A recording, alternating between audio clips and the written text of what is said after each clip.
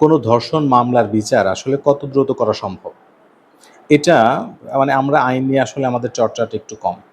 আপনি যদি দেখেন ২০২৫ সালের ২৫ মার্চ যেই শিশু ধর্ষণ অপরাধ দমন ট্রাইব্যুনাল গঠন করা হলো এবং নারী ও শিশু নির্যাতন দমন আইনকে সংশোধন করে কিছু আরও ডেভেলপড করা হলো।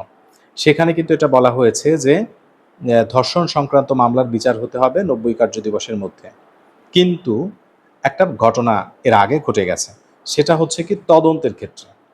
তদন্তের ওইখানে গিয়ে বলতেছে যে তদন্তের একটা লিমিটেড সময় আছে, সেটা ম্যাক্সিমাম ধরেন আমরা ৪৫ দিন ধরলাম। এই ৪৫ দিন। কিন্তু ওইখানে একটা শর্ত দেওয়া আছে। শর্তে বলা আছে যদি ডিএনএ রিপোর্ট রিলেটেড কোনো ঘটনা থাকে তাহলে তদন্তের সময়সীমা ন্যূনতম আ এই পর্যন্ত দেওয়া যাবে। ন্যূনতম সময়সীমাটা কত? ডিএনএ রিপোর্টটা না আসা পর্যন্ত। ডিএনএ স্যাম্পল সংগ্রহ করতে লাগবে ৬ মাস। ডিএনএ রিপোর্ট ওই সংগ্রহ করে সেটাকে ফরেনসিকে পাঠাতে লাগবে ৪ মাস। ফরেনসিক থেকে রিপোর্টটা আসতে লাগবে ২ বছর। তাহলে আপনি বোঝেন যে সে তদন্ত রিপোর্টটা তদন্তকারী কর্মকর্তা কতদিনের মধ্যে দিবে? এখন তার তদন্ত রিপোর্ট দিতেই যদি তার লাগে অ্যাপ্রক্সিমেট ধরলাম আমরা ১ বছর বা ১.৫ বছর সময় যদি লাগে, তারপরে আসবে বিচারে। বিচারে আসার পরে ৯০ কার্যদিবস।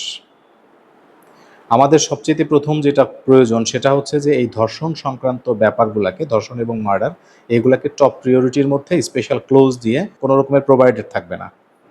সোজা কথা থাকবে যে যেমন আজকে আমাদের আইনমন্ত্রী বলেছে যে ৭ দিনের মধ্যে রামিসা হত্যার মামলার তদন্ত সম্পূর্ণ করতে হবে। হ্যাঁ, এইরকম স্ট্রিক্ট হইতে হবে যে ধর্ষণ সংক্রান্ত অপরাধের তদন্ত ১৫ দিন হোক বা ১ মাস হোক, আপনি ১ মাস ম্যাক্সিমাম করতে পারেন, যে ১ মাসের মধ্যে অবশ্যই এটা সম্পূর্ণ করতে হবে। একজন স্পেশাল অফিসার নিয়োগ প্রাপ্ত হবেন, তার দায়িত্ব থাকবে তার ওই সময়ের সমস্ত কাজ স্টপ করে শুধু এই মামলাটা তদন্ত করা।